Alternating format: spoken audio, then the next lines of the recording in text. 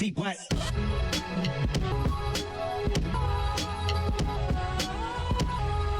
Welcome back! Hello! We're back again, another week Yes. of excitement, new beginnings, new things to look forward to. Fascism! Well, Yeah. I was talking about more about my personal life, but sure. How was your week? It was pretty busy work-wise this week, and editing the podcast, I've always said that I wanted to have a YouTube channel, and so editing the podcast is good practice for me to do that because I really want to launch my YouTube channel next year. But it's a lot. It is so much work editing long form, and this is just like very cut and dry kind of stuff. Like the stuff I want to do for my YouTube channel is way more involved than this. And I'm just like, oh my God. Girl, I haven't posted on my YouTube in like 2 months. Yeah, I get why people fall off. No, it's so much work. Yeah. And my videos were short. Like the longest video that I like to post for my vlogs, 15 minutes maximum. Yeah. Maximum. Mm-hmm. And that is at least 4 hours of editing. Oh, yeah. Minimum. Yeah. And it extends. It would take me 2 days to edit one vlog because I also was using original music. So I have to literally go fix the audio. Like it's so much work. It's so much work. It's a full-time job. Literally, and it is. I literally have to pick and choose between TikTok and YouTube because I can't do both and work. Mm-hmm. Yeah. Yeah. But shout out to you. Tabria's eating this shit up though. For sure. I said it last episode, I'm gonna say it again. She eat it up. If y'all have not seen any of our YouTube videos, if you're only listening to the audio, do yourself a favor and check one out because the way she has pictures and videos and fun facts and shit just popping up out of nowhere, it's like watching an after school special. PBS needs to hire you. I'm being dead ass. Well, that would be great, but yeah, being an editor is not fun. Mm-hmm. That's not a job I would ever want. No. Yeah, it takes a very like technical person. Mm-hmm. You have to be as much as technical as you are creative. Yes. And like have the wherewithal to be sitting down in one place. This week for me has been it's been very chill, but also we record podcasts on a Monday. Mm-hmm. They come out on a Thursday.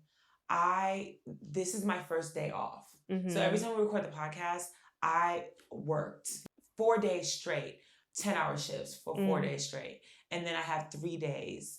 This is my first day off, which isn't a day off because we do the podcast in the morning. Mm-hmm. And this morning, I was so exhausted from work because I worked Thursday, a full day. Then Friday worked a full day. And then we had to host a party. So then went to a party, literally was no naps, mind you.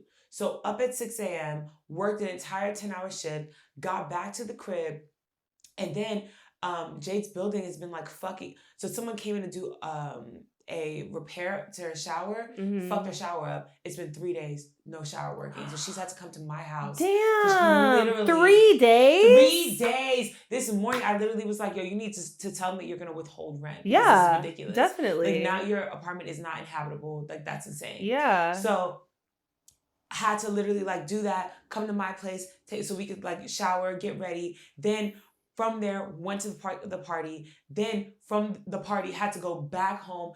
Only slept for like 3 hours because I had to be up again at 6 a.m. the next day to go to work. Went to work, worked a full fucking day, got back home. And the thing is, what people don't tell you about being sleep deprived is that you can't just go to sleep. Being sleep deprived and then having freedom to actually sleep at 5 p.m. or 6 p.m., I still can't sleep. I'm just moving around like a zombie. And then I didn't get to bed till like 10 probably. Woke up again the next day, 6 a.m. And you don't catch up. I could get 8 hours of sleep. I still didn't sleep for 36 hours. So I'm like running on fumes. You need to take some melatonin so you can fall asleep sooner. Yeah, I'm going to start taking NyQuil. Or melatonin. I just don't like the way the melatonin makes me feel the next morning. Really? I feel very groggy. Oh. I don't feel like that. I know. But the party was lit. Shout out to everybody that came to Girls. We were hosting. You be outside, Minty. I can't imagine. I am outside with a purpose. And I don't think that people understand that I genuinely am doing this for the community. This is not for me. It is for the community. Going to parties, going to that party and having so many people walk up to me and be like, oh my God, this is amazing. What you're doing is so necessary. Like, we don't ever have spaces or parties or places for us. Like, this is great. This is great. Makes it worth it. Yeah. I had 2 people stop me at the party, mind you, and compliment the podcast, which I thought Oh, was insane. I love that. I know. I'm just glad that there's now a space Yeah. where people feel like not only just like the queer sapphic community feels like they have a space to party, but also people who are queer, Black, and sapphic have a space to go to now. Yeah. I love that. Look It's at you. nice. Community outreach. Community. I love it. We have a day party happening October 26th, Sapphic Sunday. Show up. It's in Hollywood. Yes. That's the one that I might be at. It's Trey's birthday weekend, so. What are you guys doing? I don't know. I wanted to take him to what's it called? Film and Food. I think that's what it's called. But they basically, you watch a movie and then they make a meal. Oh, like a Fork 5-course and Film. meal. Fork and Film. I love that place. Yeah. But and Halloween, he loves Halloween movies, specifically Hocus Pocus. And I'm like, Hocus Pocus, I don't know what food they're gonna make, but that would be cute. Girl, it's $200 a ticket. Yes. Yes. For I was gonna say what? that. Because for the food. For what? Because it's a 5-course meal. Absolutely. It's for the venue. I know it's definitely no. When they first started, I want to say it was like around $150. It's jumped. The prices increased, and they $400 for the cocktails is and all that shit. I know. Absurd. I know. It's absurd. You could honestly do the same thing here at home. With a No, private chef that's literally what I was gonna do. Mm-hmm. That's not worth $200 a ticket. I will say. So my anniversary is in January, and Jade's terrible at keeping secrets. Basically, what I've put together is we're gonna be at a resort, but then we're also gonna leave the resort a few times to go see these vortexes. Have you heard about them? Yeah, like the energetic vortexes. But what have you heard about them?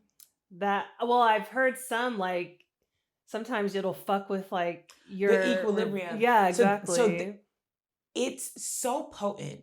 When she was talking about it, I thought it was gonna be like on some like, people are like, oh, the energy is vibrant here. No. The energy is so shifting and so like destabilizing that all the trees and plant life are twisted into like think like DNA. Yeah. The trees are twisted. The cactuses are twisted. That's cool. That's so fucking cool. Yeah. Literally, people go there every year to like quantum leap. Like there's like this one formation where it's divine masculine, divine feminine, and like you feel different the closer you are to one or the other. And people find the center point to like center themselves. I am writing a list of what my like ideal life is gonna be, and we're gonna go and bitch, I'm quantum leaping. Just know I'm gonna try to bring you with me, but if not, the version of you that I know in that quantum leap, I will tell them about this version of you, and I will say that she is very happy and she is very, very proud of you in this timeline, because the timeline I jumped to, we're multimillionaires. Period. All right, is that everything with you? Yeah, I think so. Aside from I'm gonna go home for the first time in 2 years. I'm very excited about that. Yeah. For Thanksgiving? Yes. Most expensive time of the year? I know. I'm very nervous too, because I don't know if we'll be able to like actually hop on planes and take flights.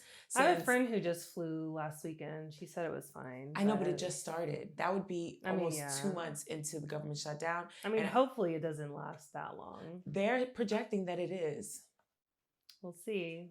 And now it's time for the official news hour with Tabria Majors. Dun, dun, dun, dun. Okay, so let's get into it. There's finally a ceasefire between Gaza and Israel, and everybody's all excited about it, but it's just so depressing seeing all the Palestinians walk back to literally rubble.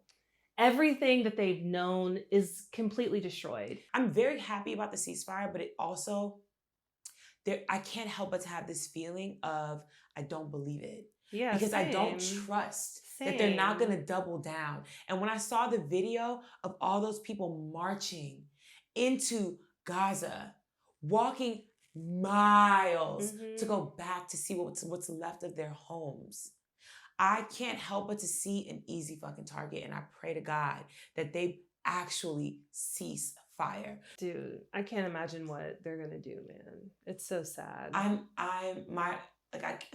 don't even have the words for it, honestly. I know. Trump fired 4,000 federal workers during the shutdown. They worked in departments such as education, energy, homeland security, and he was targeting Democrat-oriented employees because, quote unquote, they started this whole thing. People are literally losing their jobs every fucking day. Even here, restaurants should shut down every week. Stores shut down every fucking week. Every week, there's a new place that is recognizable that we all have been to. Gone. I don't know what we're going to do, man. Doing things like throwing rent parties is going to be pivotal. Yeah. Doing things like literally donating food, food pantries, all that shit. So important. This story is so tragic. Kingsley Bimpong, he was a postal worker in Minnesota, and this happened in last November. He left work complaining of headaches, vision issues, trying to drive home, drove on the wrong side of the road, pulled over. Officer said he was confused and thought he was inebriated. They didn't check his vitals. They didn't do any kind of medical exam on him. They had somebody that was there. They did. They called whoever does that. It's someone who has a specific the DRE. job. Yeah, specific job to differentiate between someone who is having a medical emergency and someone who is inebriated. And they still didn't. He said, let's not waste time. Yeah. It's clear he's drunk. Arrested him, put him in jail. For several hours, he was convulsing, urinated himself, foaming at the mouth. Turns out he had a massive stroke and ultimately passed away. And they checked in on him because you're supposed to. They had him locked in a cell. They checked in on him every hour or every 30 minutes, like in intervals. And in the log, it kept saying, inmate okay, inmate okay. He was throwing up and convulsing on the ground. And there's footage of cops looking at him with wet jeans, seeing that he pissed himself and walking right past him. That's so tragic, man. There is a big hearing happening this Wednesday, the 15th. So we'll know the results of it by the time the podcast comes out. But it's Louisiana versus Calais. And this is about essentially racial gerrymandering in Louisiana. You should really look into it. It's a lot to get into right now, but, click the link. If this is overturned, this will literally undo the Voter Rights Act. Like everything that the civil rights leaders were doing in the 50s and 60s, that work will literally be undone if this is overturned. And I know that people think that, you said Louisiana, it's a Louisiana issue. No, the minute it happens in one state, it sets a precedent. And then it ends up being a domino effect where they're like, well, you got away with it, then we will too. And as soon as all the red states do it, it's going to be a standard. Yes. Speaking of gerrymandering, just a reminder, if you're in California, vote yes on Prop 50. Well, I'm voting yes. Okay, we're not going to tell you what to do. Just a reminder to vote, period. Yes, but I've been seeing so many signs in this fucking neighborhood to vote no. Yes, girl, all these. You're surrounded. You're surrounded. You're in the Red Sea right now. Literally. With a bully. And that's it. So the largest company who manufactures voting machines, they were just bought out by Liberty Votes. The company was named Dominion, their voting machines. And they're led by Scott Leindecker. I believe that's how you say his last name, but I don't really care. But he's a Trump ally, and everybody's very wary of this because they're trying to switch to paper ballots, which is like, seriously? With hundreds of millions of citizens? Sense. If you are not trying to manipulate the vote, make that make sense. Literally. The reality is that the safer option to have people put pen to paper to vote. Like y'all probably got all the people in the ICE facility sitting there writing Trump's name 10 times over, and you're just going to take those votes and put them in. And we've tried this before in the 2000 election with Bush, and that everybody said that was rigged. So have you heard about the fact that they have all the people who are detained in ICE facilities working, and they're quote unquote paying them, but for 60 hours a week, $10? 60 hours a week. And you know what's even crazier? They charge them to make phone calls. So that $10 a week gets spent solely on doing that. So it's not even like they're earning money that they can leave with. No, of course not. Of course not. Of course not. Because it's like company towns where I make a fake money and I make you work for the fake money and you can't use fake money anywhere else. So what are you gonna do? You're stuck here. Yeah. You can't use that fake money or that $10 every week to get yourself a lawyer. I mean, that's the prison system everywhere, though. That was what in the United States. That's we how voted last year literally. on Prop 35 or 36 about abolishing slavery in California. They voted no. Literally, because that would affect the prison system. Because the prison system here in the United States is literally just legal slavery. Slavery never ended in the United States. We are still fully in it. True. I'm so angry today. Yeah. Like, I woke up this morning genuinely over it. Just over it. That's how I feel every day. Yeah. You can't let it consume you because it leads to a defeatist outlook. And I honestly. refuse because I understand that this is not a permanent thing. And I can't say that it's not permanent for the United States, but I know it's not permanent for me. Yeah. I'm not existing in a world like this long term. I'm not doing it. I'm not. Unfortunately, there were 4 mass shootings that I know of that happened this past week. 3 high school shootings in Mississippi, 1 mass shooting at a bar in South Carolina. As of now, I'm not sure who committed the shooting in South Carolina, but in Mississippi, I know 1 confirmed was a Black man and the other 2, they say the suspects are Black men as well. 8 people in total were killed, over 20 were injured. Thus far, we have had 337 mass shootings in 2025. We've had more mass shootings this year than days that have passed in the year. There was this guy who jokingly proposed the question and said, why are there mass shootings in schools but not in jails? And of course, all the MAGA people responded, because guns aren't allowed in jails. And they were just like... And he just led him right into it. And he was like, yeah. Exactly. Yeah. You wonder why there aren't any mass shootings in certain nations like Australia? Yeah. You know, I could probably look it up right now and I bet you the number's going to be under 5 for the year. I didn't put this in there, but just since we're talking about it, Florida just passed open carry, no permit. Yes. No, I saw that. And I saw footage of someone on a motorcycle with a fucking AK strapped to their back. And they can't do anything about it because it's legal now. Absolutely not. My family wants me to move back so bad. To the South? Yeah. But they were like, just get a house here. It's so much cheaper. And it's true. I've toyed with the thought, but I refuse to live in an open carry state. No. Never. No.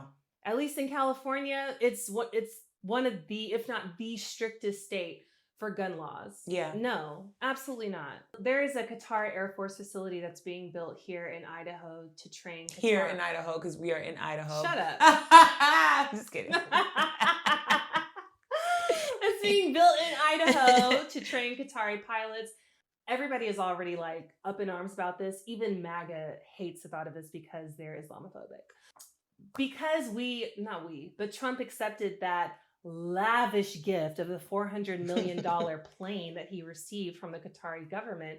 It's like, what's going on here? Like, y'all clearly have some insider deal that we don't know about. And yes, other countries have had training facilities here, but this, I don't trust it. Did you see that video of Stephen Miller when he oopsied and said plenary authority? Yes. And I'm not going to play the whole video here. I'll just have it in the background. But he literally tried to play it off as like he glitched or something, like the service just cut it. It was a live broadcast. And he said, our president has plenary authority. And then just literally stopped talking. Plenary authority literally means the president has whatever power, limitless, that he wants to do for... Full authoritarian. Yes. Full authoritarian. He can do whatever the fuck he wants to with no leash. And he slipped and said that on a live broadcast. The last thing I want to bring up is there's a No Kings protest happening October 18th. It's pretty much nationwide. You can go to the website here and find something local to your area. I'm on the fence if I want to participate or not.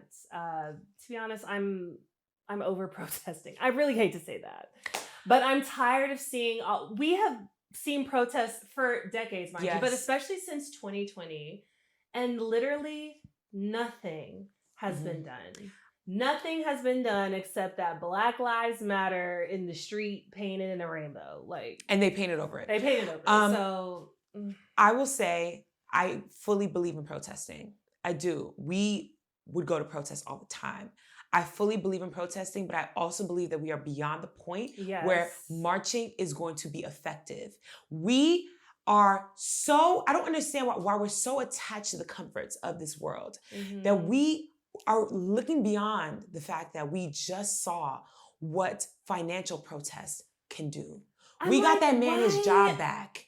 We got that man his job back. And then we went right back to spending. We shut down. We literally have hurt, financially hurt Starbucks, Target, Amazon.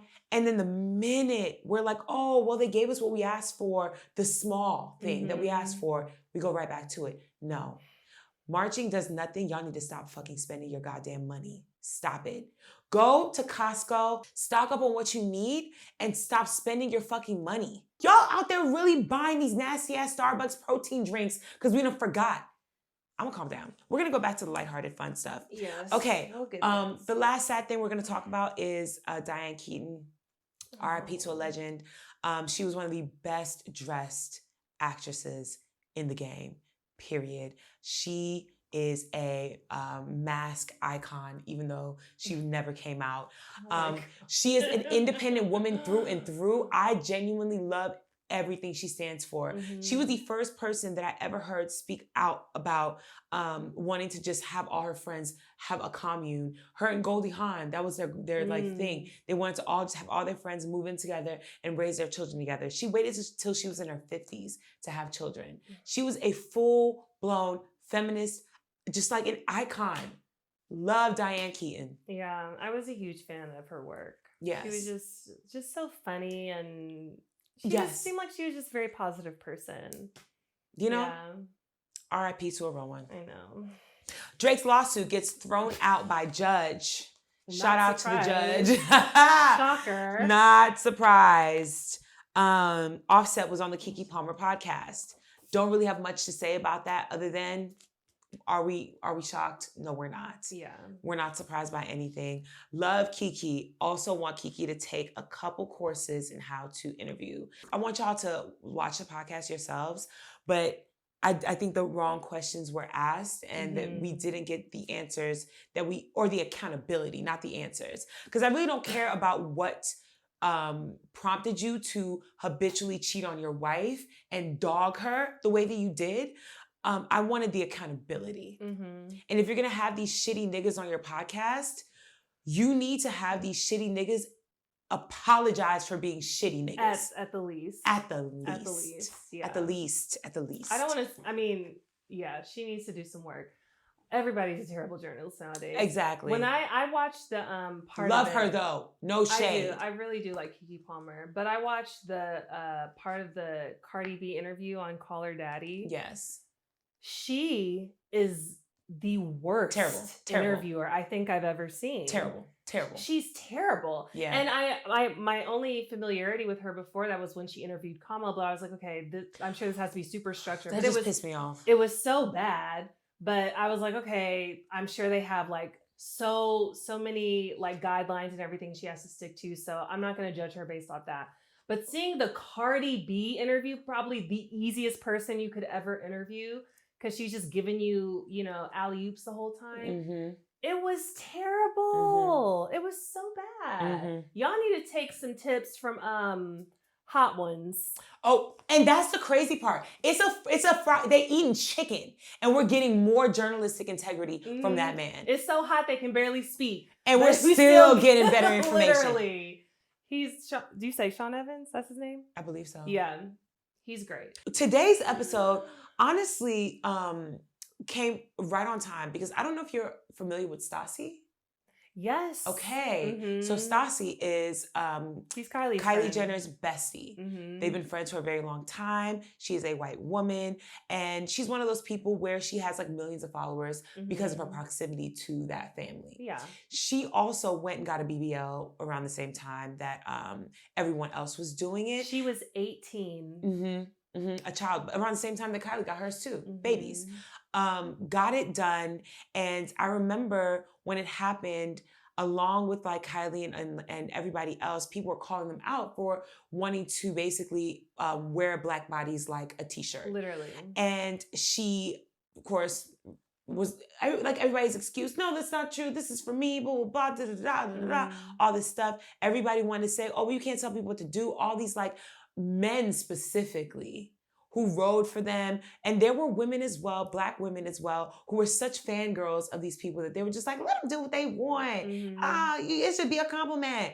Yeah, is it a compliment now that she's undone it and that she's removed her BBL just like everybody else once the aesthetic of black bodies has gone out of style? Right. That's why it's hard for me to believe that it's genuinely, this is something that she wanted to do. Yeah. Everybody who's doing this is something that they wanted to do with their bodies. You know, my body, my choice. And I get that. Yes. And you are entitled to do whatever you want. But I hate that, like you said, it's literally just a costume that you can put on. And it's your literal body.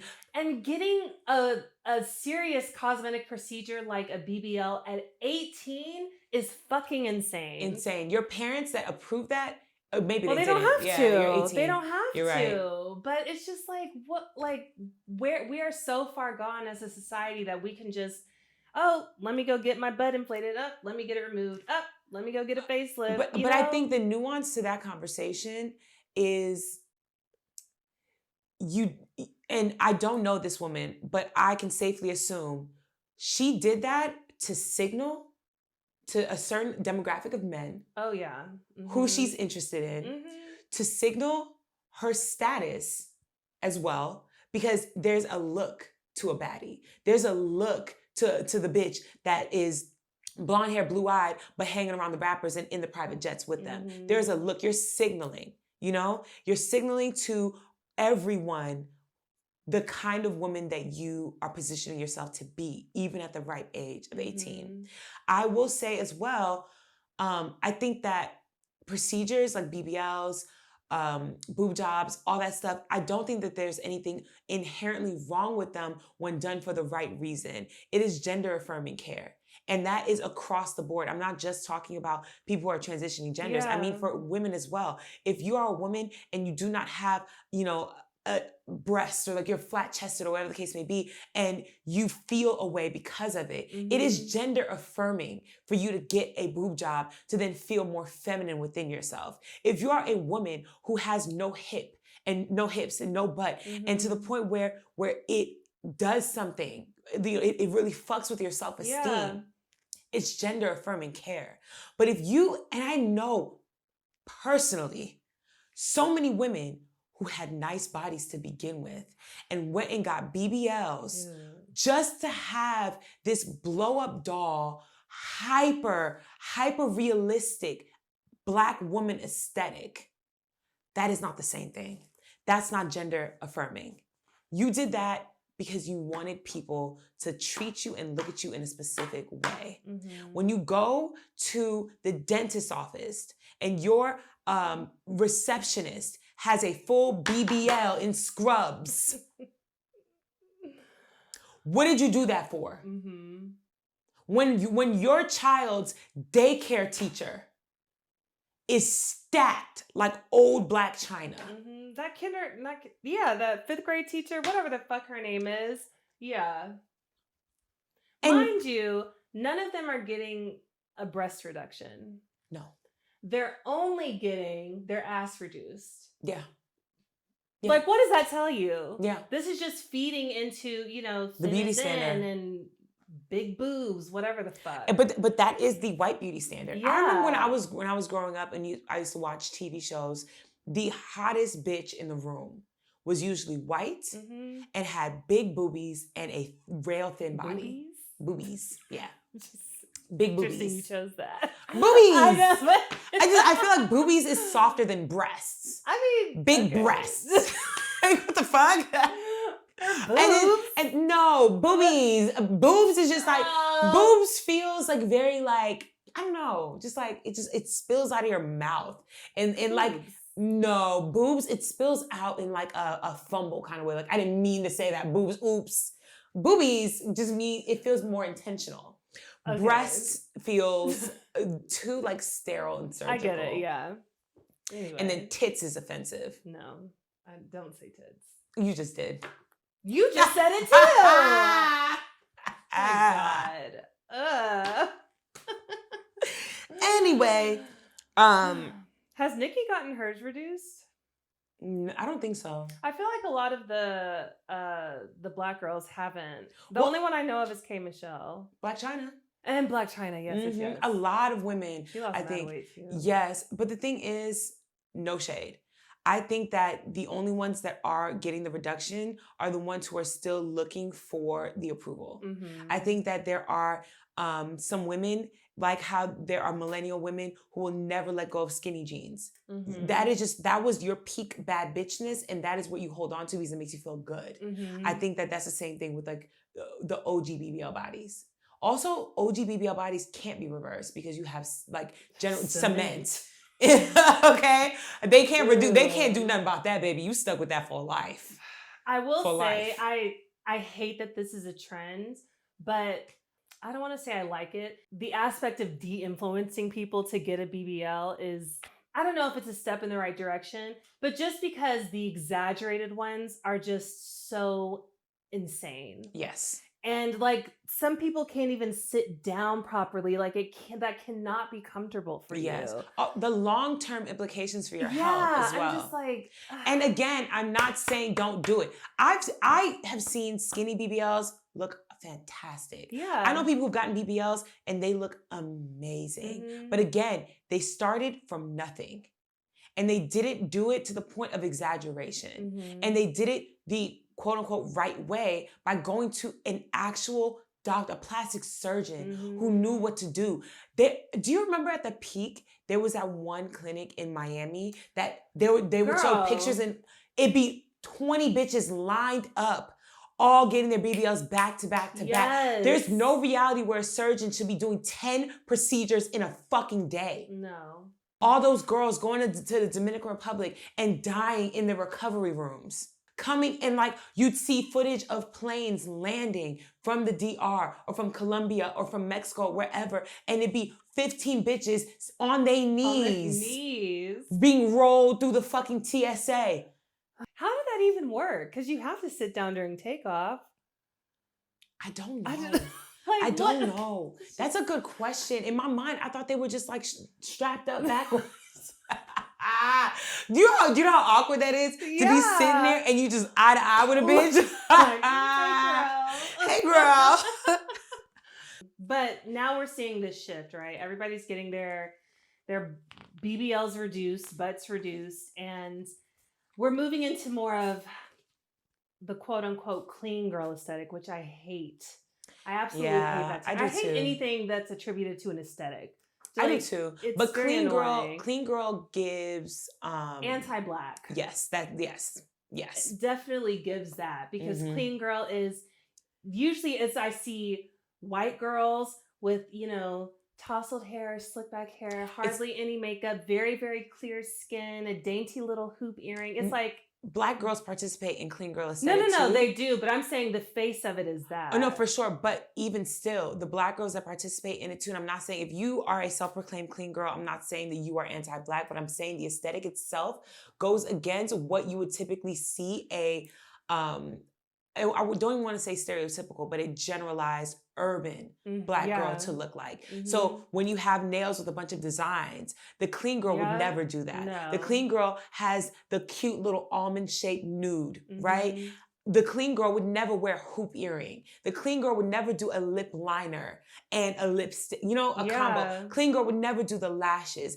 Like, to me, it's literally just the antithesis of what used to be popping. Yeah. Which is what we're coming out of, which is the IG baddie. Like we literally, everything is so cyclical. And we really did live in an era where people tried to gaslight us into believing that what people were doing and what was the height of beauty at that time wasn't blackness. Remember, we were all be like, oh my God, they took that from black girls. The renaming things like the fucking space buns and renaming it. And then as soon as we got upset, they're like, no, this is just general. This is just internet culture. And gaslit us.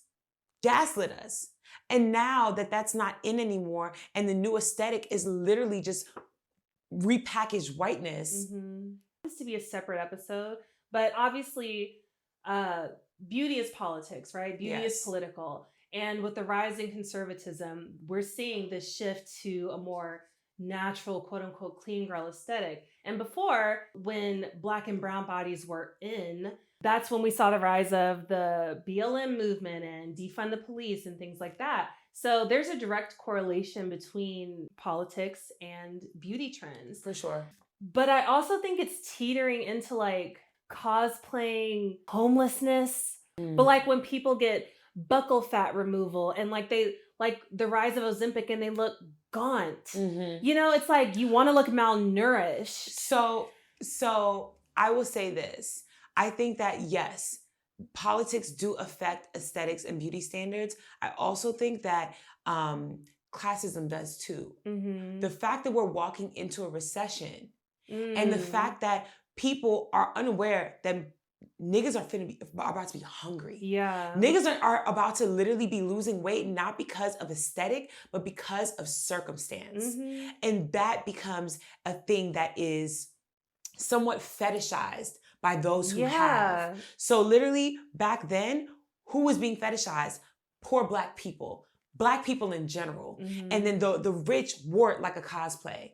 Now, the rich are wearing poverty like a cosplay. You're a clean girl because you can't afford the extensions. You're a clean girl because you can't afford to get your nails done. You're a clean girl and you're a skinny girl because you can't afford to eat. All the things, and it's crazy, but all the things that made the last iteration of beauty standards cost money. To look like a Black girl cost money. You had to constantly be tanning. All these girls not getting tans no more either. You had to constantly be tanning. You had to get your nails done, your hair done. The surgeries cost money. All that shit costs bread.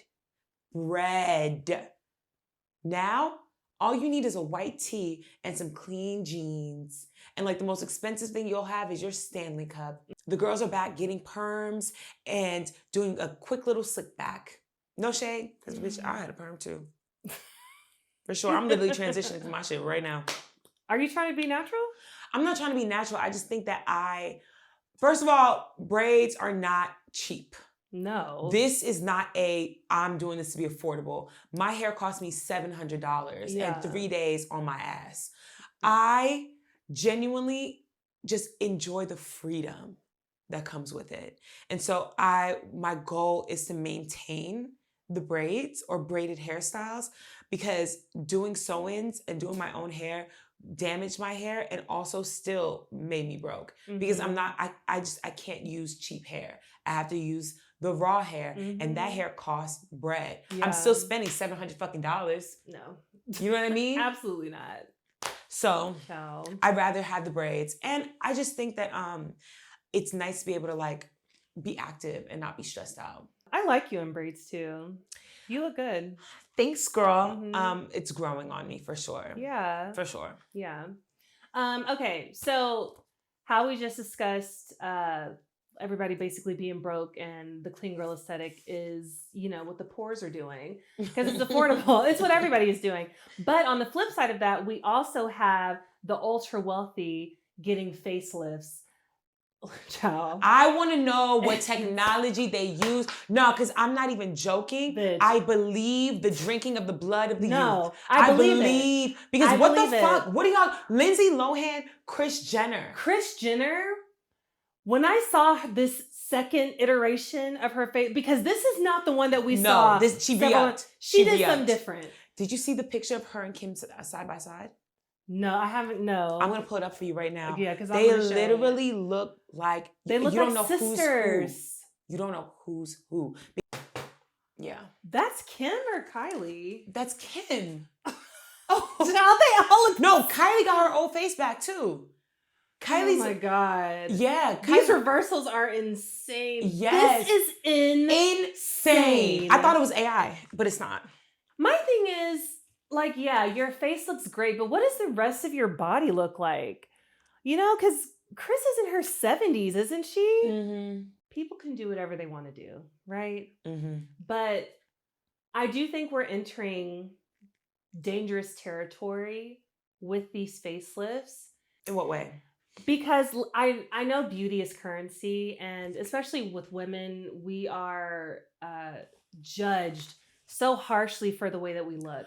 And your our life, age. yes. And to be frank, life is much easier when you're walking through life and you look a certain way. You have pretty privilege. Pretty privilege is real. Yes, we can admit that.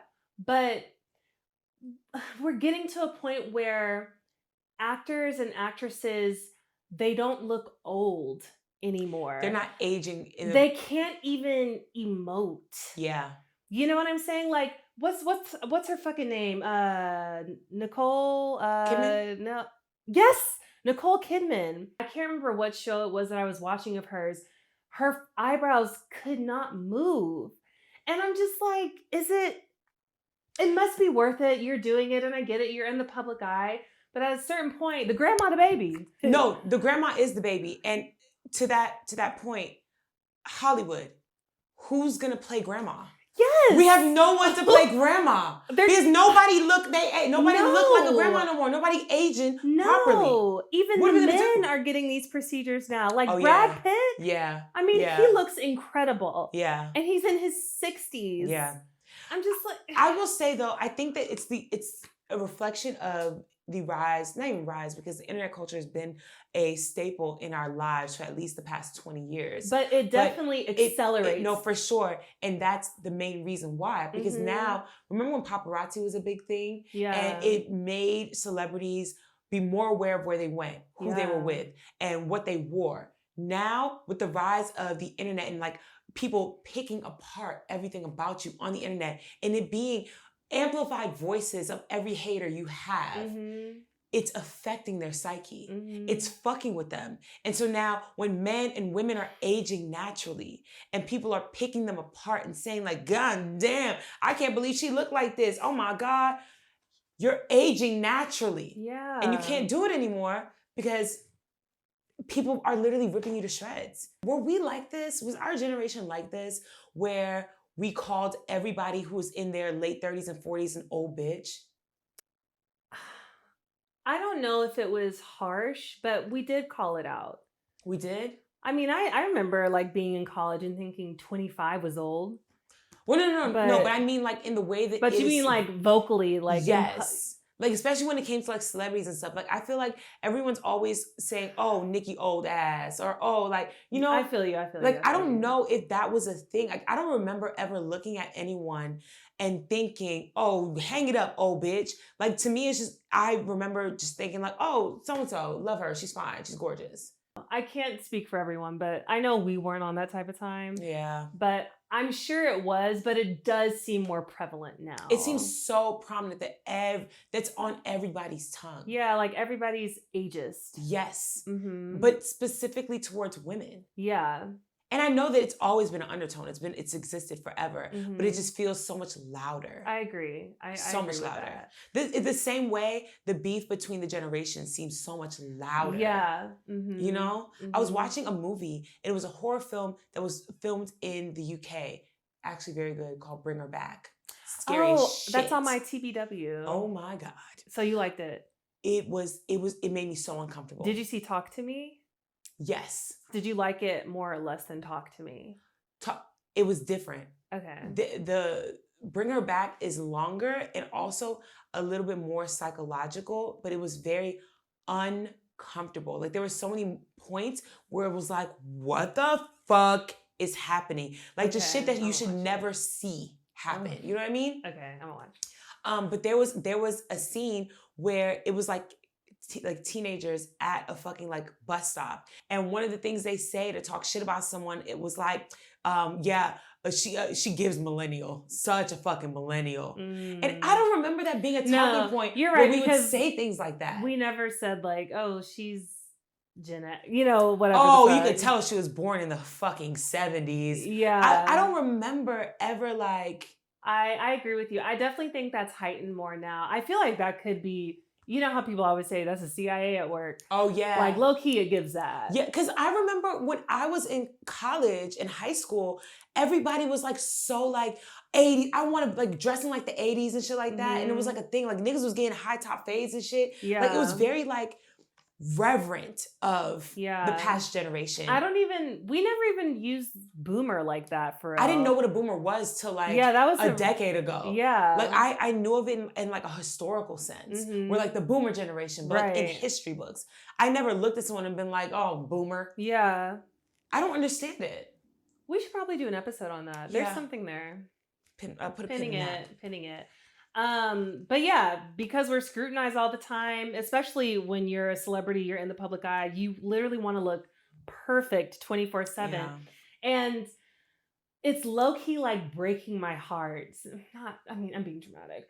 But when I see like actresses that I love, like Emily Blunt, what's Emma Stone? Oh my God. Like, and I love Emma Stone. Yes. And I'm not saying this to say anything disparaging about her, but just like, why?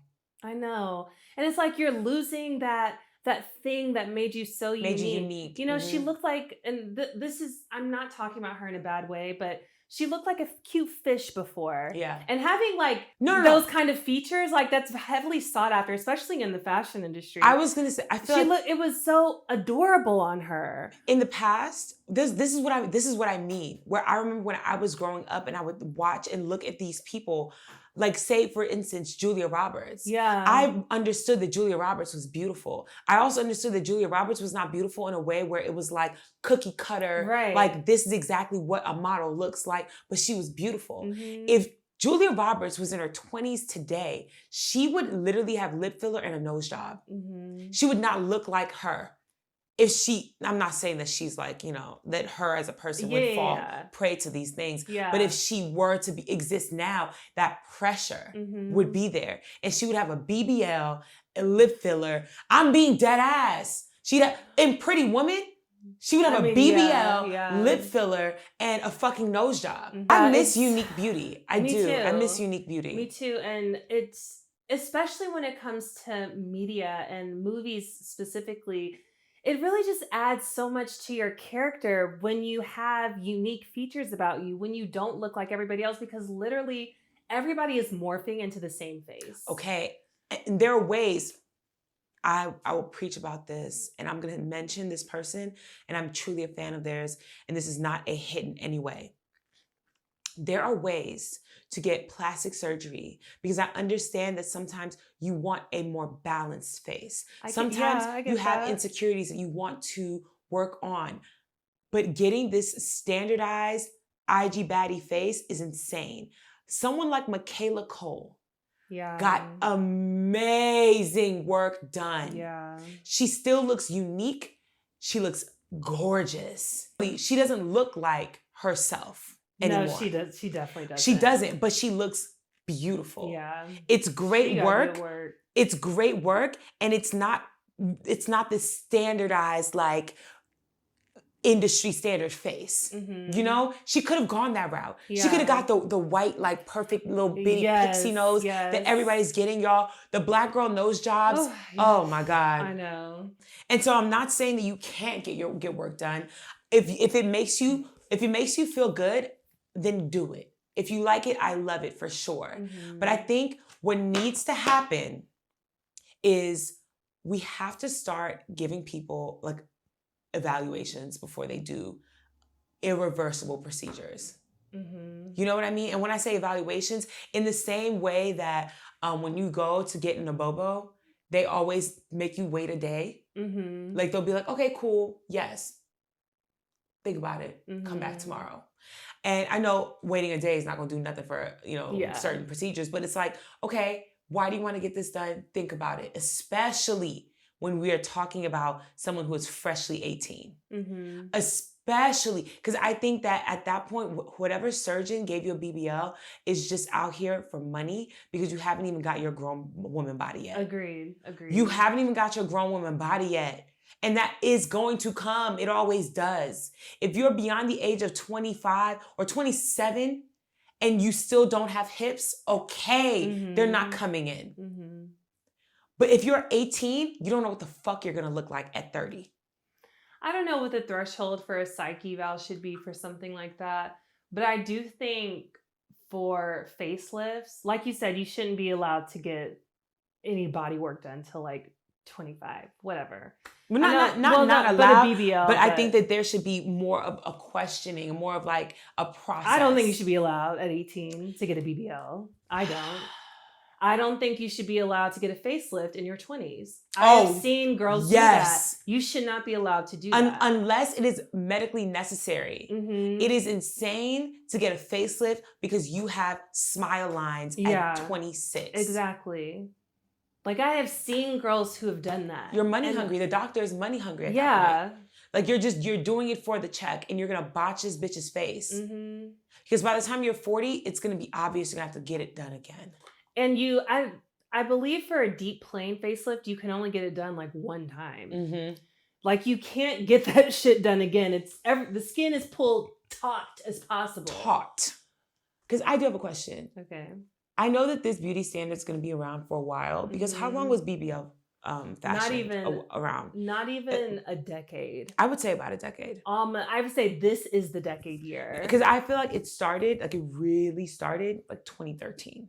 I would say it became public 2015 because we didn't really know about it till Instagram. No, for sure. But I remember, I was also in Atlanta, but I remember hearing rumblings about BBLs. Yeah. In like 2014-ish. And then by 2016, everybody was getting one. Right. And then now it's 2025. Next year will be 2026. Mm-hmm. I think that now I think that if I were to hear someone say I'm getting a BBL, the reactions would be like, why? So now I think it's like actually coming out of style, right? But I feel like this was the most short-lived of the body trends. I think that every trend is the lifespan is shortening. I mean, from here on out, yes, because of social media. But before, it was like model thin was in for like a few decades. No, for sure. But I would also say that has a lot to do with Black culture being such a huge moneymaker. I don't think that Black culture had ever been such a huge moneymaker because during that time, that is when hip hop for the first time became pop music. Mm-hmm. And Black culture became quote unquote American culture. Yeah. So that's different. White girls was wearing dusty ass Air Force Ones. You know what I mean? Like, I think that is why it became such a huge part of the zeitgeist. I will say now, with it being clean girl culture and like being thin and all that, how long do you think that this trend is going to last? I think this will be even more short-lived. Really? Yes, because I think because of, the Ozempic and everything, and I've seen like people forecast this too, but that the next thing will be to be muscular and toned because there's no procedure, there's no shortcut. There's nothing that can make that an easy thing for you to attain. You have to put in the work. So that's what the next thing is going to be ultimately. I would like to argue that that's happening right now, that it's simultaneous. No, it is. Yeah. But being thin and being muscular is different. No, but I feel like those are two different demographics, but they're occurring at the same time. I feel like a majority of men are really into... I mean, for women, yeah. For men, yeah, that's always been a thing. But for women, I think that we're going to see a big rise in that too. I don't know if I agree. I think that right now, the way things are, I think that women are on one or two sides of the plane. They're either full blown into gym baddie, fitness, creatine, protein, or they're fully into the clean girl trying to lose weight, taking the shortcuts. I think if you just look at social media, yes. Real world, no. I don't think that muscles are going to end up being such a huge trend because of how hard it is, but they will cosplay it and they will be taking the creatine and drinking the protein and going to the gym. I think that gym culture is booming right now. Yeah. Booming right now. And I think on the other side of that coin are the lazy bitches like me who will not be doing that. I will not be doing that. But I do think that those women are still going to want to attain that beauty standard by just losing weight by any means necessary. I mean, at the end of the day, everybody's anti-fat now. Yes. So that part. That's the biggest thing. That is the biggest thing. That is the biggest thing. Yeah. And I think that makes me sad. Because I don't think there's anything wrong with wanting to lose weight. I don't think there's anything wrong with wanting to have a particular physique. I think that where it becomes an issue is when you say ill or like are depressed because you gained some weight or depressed because you don't have a body type. That's when it becomes an issue. Like being fat is not a bad thing. No, not it at has all. never been a bad thing. Being thick is not a bad thing. It's never been a bad thing. But we're villainizing people for existing in the same way that we applauded them for 5 years ago. Literally. I don't understand it. That's another episode for another day. Yeah, we definitely, I've gotten a few comments about doing an Ozempic episode and the body positivity and everything like that. We want to do it. We're just looking for the right guest because I do want to have a guest for that episode. But it's coming soon, I promise. Okay, 2 things. 1, do you think that the body dysmorphia and the body augmentations that people are all going through, is that connected to the youth chasing? Or do you think that that is something separate? Because bodies don't really reflect youthfulness, especially not a curvaceous body. That is the opposite. That's usually, That's a mature woman's body. Mm-hmm. How we were talking about body positivity, a lot of plus size influencers, plus size people in general losing weight. Everybody's on Ozempic. I do think that it just comes with age. People being more health conscious and just being more aware. That's why I'm actively trying to lose weight. Longevity. I'm older. I want my vitals to be, in good standing. I want to live as long as possible. You want to run and play with your grandchildren. Exactly. So I think it's a combination. I will say a lot of people are masking it as it being health conscious, but really they just hate their bodies. They hate fat bodies. I don't want to call out any particular names either, but there are a lot of plus size influencers who have lost a lot of weight. I'm just like, oh, you really just hated yourself this whole time and you were just riding a wave. Yeah.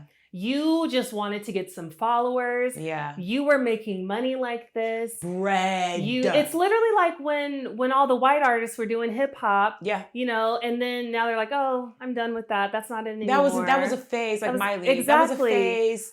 It gives that with some of these influencers. And I'm like, ugh.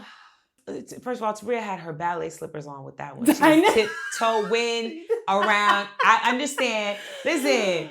I get it, girl. I do. I can't. I get it. But I do agree. And I do feel like I wish people would be more honest. I know. Because the way that you feel, a lot of people feel that way yes, too. They do. And your content, instead of lying about loving yourself so much, giving yourself hugs in the morning, and then getting on Ozempic silently, losing 130 pounds, and then still giving yourself hugs and saying, I love. Shut up. Yeah. Because if you were to you could have created a platform saying, I'm not really happy with the way that I look. I'm actively trying to lose weight, but I'm going to try my best to be happy every day until I reach my goal. So this is my fashion haul of me finding clothes that make me feel good, even though I'm not happy in the body that I'm in. You could have done that instead of creating this narrative and teaching these young girls and these women that they should do better and love themselves through their self-hate that currently exists. And then you have just as much self-hate, made them feel bad for not liking their bodies, and then you changed yours. And look, for the record, I have nothing against GLP-1s. I genuinely don't. I don't either. I love me a GLP-1. Yes. But like literally half my family's on GLP-1s. like Mindy said, a lot of people feel the same way you do.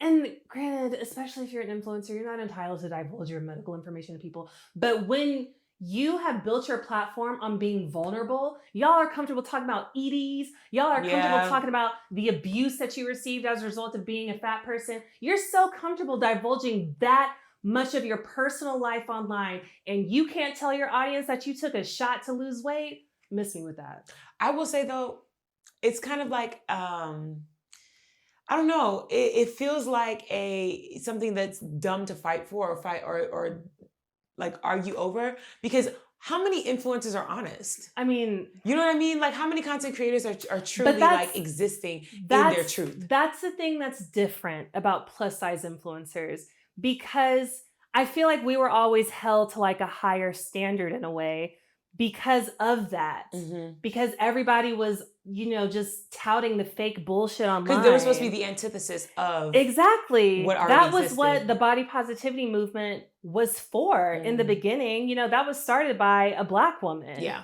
And it was in revolt to that culture.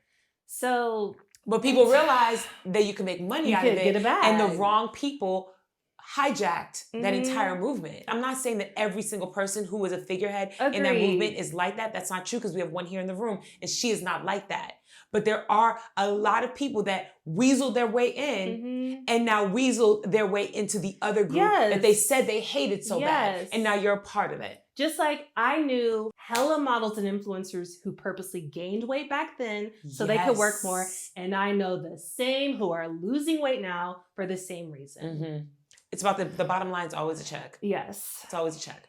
2 questions. Yeah. Do you feel pressured to lose weight now that you know, especially with your line of work, that now when people say plus model, they're looking for size 10s again? Yeah. Do you feel pressured to lose weight? And also, do you feel pressured to fall into this like youth chasing? Because so much of your work is about the way that you look. Yes and yes. I haven't succumbed to the pressure though. I am genuinely working out for myself and my health. Genuinely. I got my labs done last year. They were not great. And I want to get them done soon because I really think they've improved. I'm down 50 pounds and I feel better. I'm going to the gym regularly, eating better. Having a daughter changed my whole outlook on everything. But with that being said, I have conversations with models all the time about the lack of work for plus size models. Mind you, there's lack of work for every model out there now. First of all, for everybody who's in the fashion and beauty and TV and film industry, period. Everybody's already suffering. Period.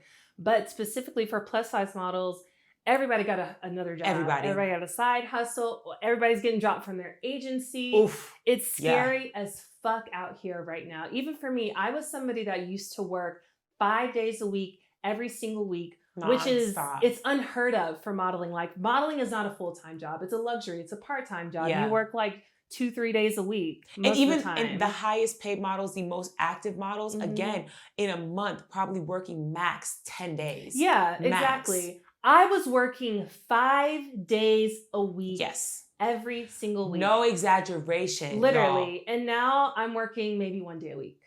That's it. And that is still at the top 1% of frequency. Yeah. I'm blessed. Yes. I am so thankful that I'm still able to work. Especially, I'm a size 18 child. I was a size 22. Still working. But yeah, it's depressing, but I'm not trying to lose weight to work more. No.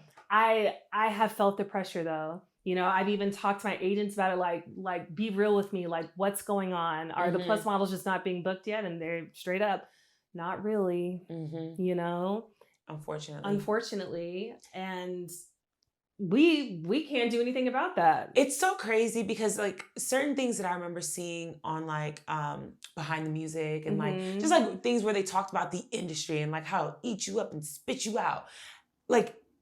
Watching it happen in real time. Yeah. Because y'all, I want y'all to understand, aside from Ashley Graham, Tabria was at the top. No, when it comes to plus models, Tabria was the #1 Black POC plus model. Okay. You know what I mean?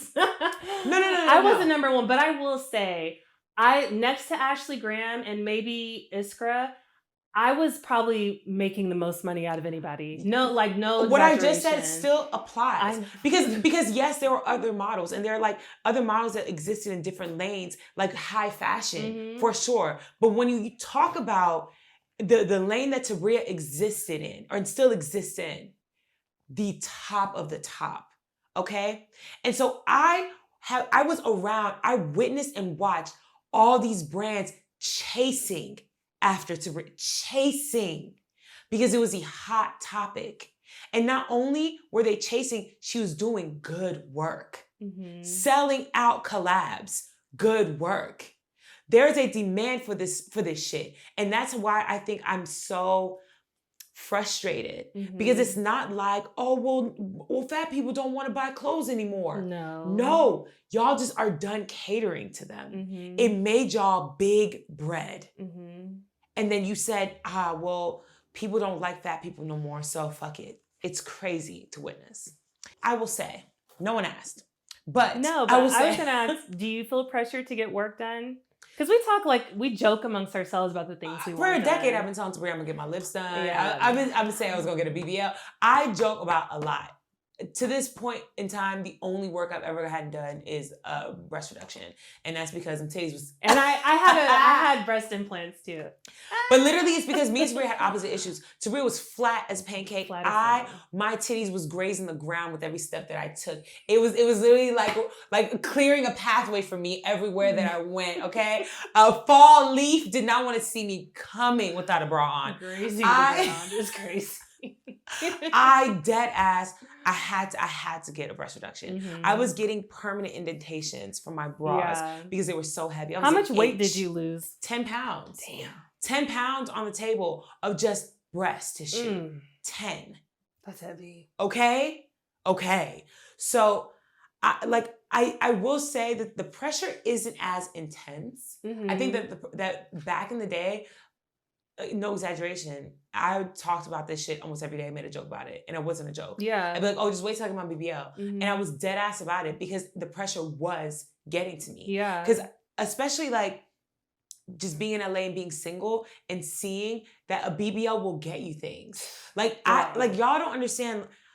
I think living in a regular like area, small town, whatever the fuck, you don't understand the privileges that it gets, because the people you see with BBLs are either strippers or dental hygienists, you know, or CNAs or whatever. You know what I mean? Yeah. But they're not getting the perks outside the club. Right. I know women who have purchased homes from getting a BBL. Life did a whole 180. You know what I mean? Like have rich ass baby daddies. Like I watched it happen. I saw it with my own eyes, and I knew if I got it done, I could get that shit too. The grace of God. Because even when I came up on a big check, I should have got my BBL. Did I do it? No, I didn't. Instead, I got these titties chopped off. Yes. Grateful that I didn't get it, but still, coulda did it. Coulda did it. I will say I genuinely don't feel pressure to have anything done right now, but we look great. Yes. You know, but once we hit 40, 45, who knows? I will say this, like Tabria said, blessed. We are blessed.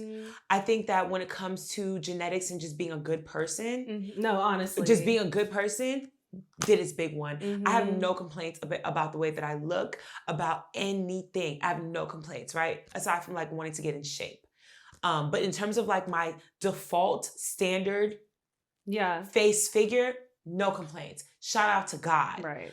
But I know that as I get older, I probably will want to do more. I know that I'm gonna want to like I have one like very faint line in between my brows because it's very faint.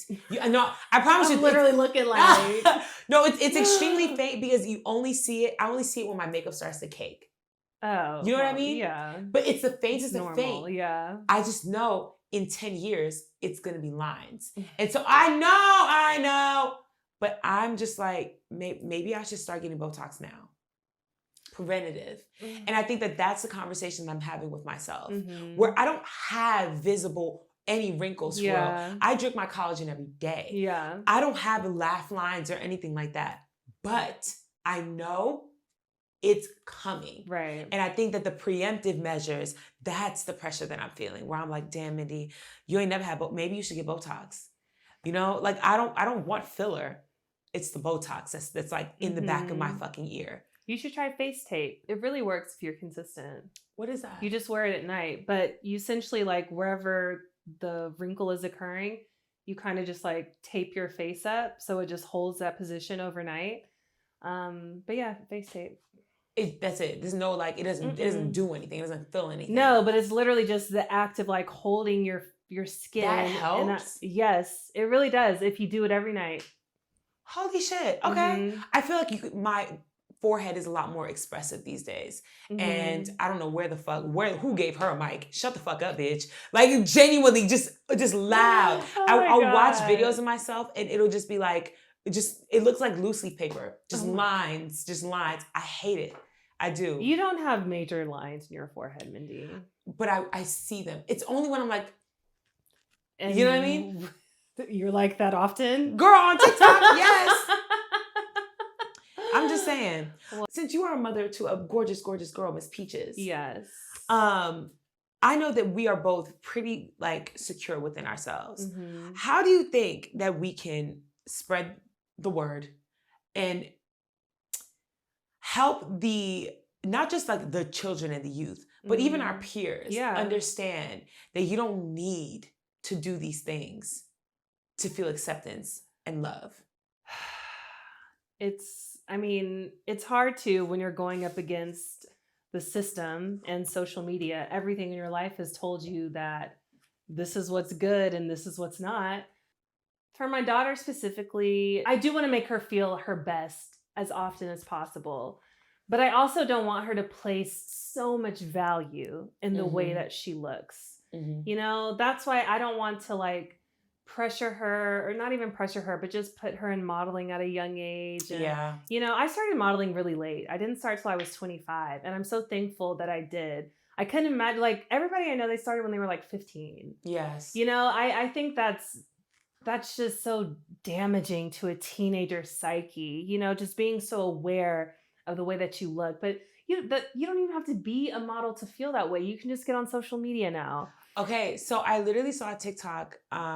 It was a little while ago, but it was this mom. She has a gorgeous, like a little girl that looks like a doll, right? And she made a video basically saying that she makes it a purpose, or like she intentionally does not compliment her daughter by saying that she's so beautiful and she's so pretty. She'll compliment her in other ways, like you're so smart, you're so intelligent, you're so creative. And she said it's because she understands the world is already going to look at her in that way, and she doesn't want her to think that her biggest asset is her beauty. Exactly. Because if at home, your mom, the only affirmation you're getting from your family, from your friends, from everyone is, you're so pretty, you're so beautiful, you're so gorgeous, gorgeous, gorgeous, then it becomes a thing. Do you think that that's something that would be beneficial, or that you would implement in your mothering as well? I definitely do. And my grandma even did that with me. Like, which, I mean, I don't know if it is damaging, but anytime somebody ever complimented my looks as a kid, she would say, oh, but she's in those books though. You know? Yes. I get it.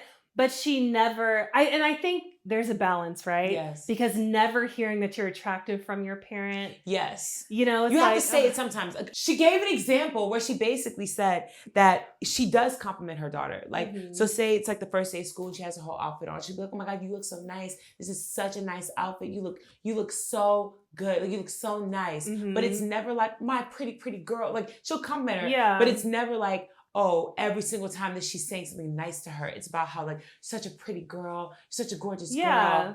I know, and I definitely think I will practice that with Peaches too. I don't know what the threshold is going to be. Yeah. But every now and then I will, you know, tell her she's beautiful, because I genuinely believe that, and I want her to know that. Yes, for sure. But I will also highlight like, oh, you did such a great job. You know, all your ABCs. Yeah. You're so funny. Like, even things like that. You're so funny. You're such a good friend. You're such a good daughter. Like, things like that, for sure. I think self-esteem, there was a low self-esteem epidemic happening in the 80s, 90s, and early 2000s. Because so many of us were so susceptible to the trends and to so many things that made us think that we were not good enough. Yeah. And I know that a huge part of my upbringing, of just being raised by older parents, very religious parents, and also immigrant parents, is I never got compliments like that. Mm-hmm. And if my mom ever, I fully, and this is not even a joke, I didn't think that I was attractive until like 5 years ago. 5 years ago, Mindy? Deadass. Not joking. No. Swear to God. I promise you. I like 2021 was the first time I was like, am I fine? Because even though I would like talk to people who are like, oh, like this person's like a producer or a rapper, I'd be like, oh, they just like the quirky bitch. Like, oh, they like me, but it's not like a thing. Cause I wasn't like out here with like my DMs popping and like fucking like rappers and shit. Like, no, it'd be regular niggas. Mm-hmm. And of course, like, yeah, you want to be like real fine or whatever, but it's like, oh, like, I don't know why you like me, but hey, welcome. Also because I was also bigger. So that like dropped it down too. So even when I got a fine nigga, I'd be like, oh, you just have a fetish for like big ass titties. Or you got a fetish for whatever. But I never thought, oh, you're coming around here because I'm fine. And I think a huge part of it was because of childhood. I remember when I was little, my parents took me to get my dad took a picture of me before school, first day of school, and he went and got him developed. The guy who developed the picture really liked the picture of me and asked my dad if he could display it in front of like the Photoshop. It was like on Flatbush, right? Mm-hmm. And so my dad was like, yeah, sure, whatever. He gave him free prints to do it. Cool. And it was a whole bunch of other girls or people, pictured. And then we got hit up by someone who was doing like a child casting for child models and actors for like Disney and Nickelodeon, shit like that. And I remember when we found out about it, I was like, me? And my mom was like, yeah, but no. Never, like there was no oh, of course you're such a gorgeous girl. My mom was like, hell no, it's gonna take you away from school. No, thank you. Mm-hmm. And that was it. And I remember thinking, that was weird. Did not think to myself, maybe you're a cute kid. Yeah. Never. I know. So y'all, speak life into your children, okay? Please speak life into your children. Don't make their looks there's so many rules to life, but don't make it solely about their looks, but make them know that they are beautiful. Yeah. That they are still attractive. Mm-hmm. It's very important. And this is how we have people like Aisha Curry, who even in her adulthood is still craving that attention, because I bet you she was the cutest fucking kid and everybody told her how attractive she was. And then she got older, got married, and everyone stopped. Mm-hmm. Anywho. Oh, Aisha. I people are way too hard on her. I don't think that she deserves all the hate that she gets. I agree. I think that she's just having a human experience, and people are just being very, very rude to her because she is attractive. Mm-hmm. Random question. This one's easy. Lighthearted only. What's your favorite conspiracy theory? Lighthearted. Favorite conspiracy theory? There are so many. That lighthearted only. That one's kind of, it's not heavy, but it's controversial. Okay, just say it. That white people invaded the earth and colonized the earth, and that they're not from here. Okay, that's fine. Mm-hmm. Yeah. Mm-hmm.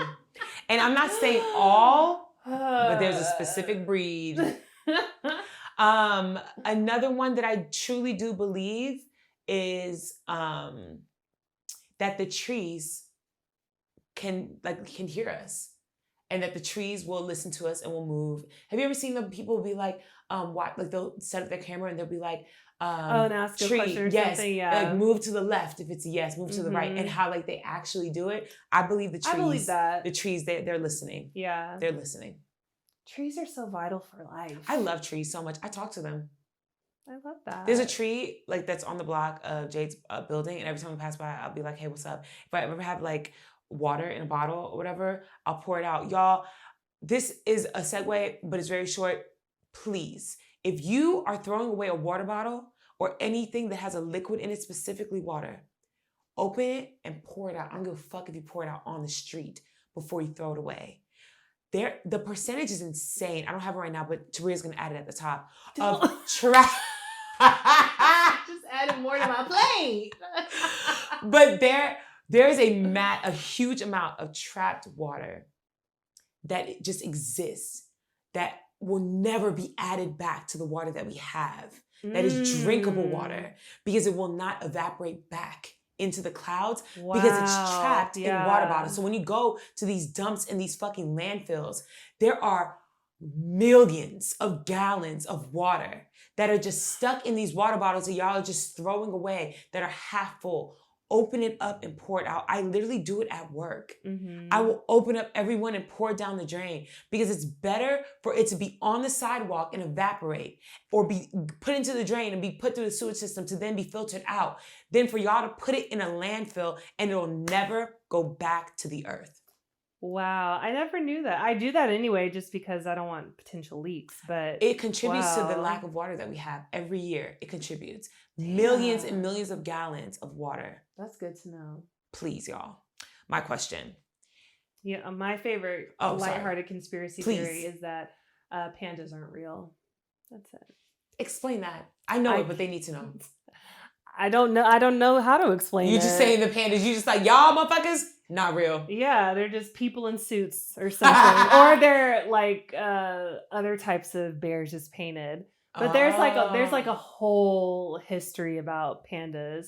But you know, like the movie Mulan? Yes. And the dragon was like, you never seen a black and white before?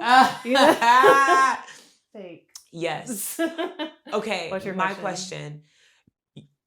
Excuse me. One performer has to be dead. You get to see them perform live at their peak. Who is it? Michael Jackson. Really? Yeah. Why? He's regarded as the greatest of all time, greatest performer of all time. I would love to see him. I would want to see Prince too, but I would want to see MJ more. Interesting. Mm-hmm. For me, it would have to be Selena. Selena, because for me, it's about vocal ability. And she's a great showwoman. Like she was Beyonce level performing. Those vocals though, I would love to hear that live. Her, Amy Winehouse. At peak, not drugged out Amy. Yeah. Peak Amy. Yes. I want to feel that. Like, yes, seeing people do a 1-2 in choreography, for sure. I need to hear it. I need to feel that. I feel that. Yeah. If I'm going like someone who's not just such a showman, just the voice, I would say Whitney. Woo! Yes. Top three. No, top three. Amy Winehouse, Whitney, Selena. Yes. Because Whitney, again, vocal powerhouse. Are you kidding me? I would stand there in awe. I just want to hear it. Oh my God. Yeah. Yeah. When Whitney's not people's top vocalist, like of all time. Crazy. I'm like, y'all smoking dick. Crazy. Nobody else compares to her voice. Who? Whitney, number one for sure. Yeah. I think Selena has one of the best voices I've heard. That's interesting. Have you ever seen because I went through a rabbit hole and I watched a lot of clips of her performances. And there's just so much power. And I don't mean just like recorded. There's so much power in her voice. I need to go back and listen. Yeah, it's good. I've only listened to her on her albums. And she sounds phenomenal, for sure. Great. But it's like the difference between hearing Beyonce on a record versus hearing like Beyonce on Bumpin'. No. What? Jumpin'? Bumpin'. Millennial. No. No, but first of all, I told you I had 3 brain cells. The second one just clocked out. I got 1 active one working. I'm tired. On Jumpin'. Now, Jumpin'. That vocal ability versus what she probably sounded like at that same age live is different. Yeah. You know what I mean? And just watching the live clips, just the belt alone, I know 8 down live. 8 down. Whitney, same. 8 down. You can't capture that vocal ability on record. Well, we don't have a listener letter for this episode, but that's okay, you guys. I think you hate us. I don't know what. We're getting a lot of like random questions, but I want a listener letter. I want a listener letter. Thank you, please, and thank you. All right. But yeah, that's it for this week. Any announcements? Oh yeah. Are you already announced? No. I did Sapphic Sunday Yeah. on the 26th. Here in LA, it'll be in Hollywood. Get your tickets now. Yeah, I'm moving. Send me all the positive thoughts. Oh, please, y'all. Send her all the stress-free thoughts. I think that's it. Yeah. Remember to vote. You'll hear from us before then, but just prepare yourselves to vote. Register. Is it too late? No, in California, no, you can register. Yeah. Okay, register, please.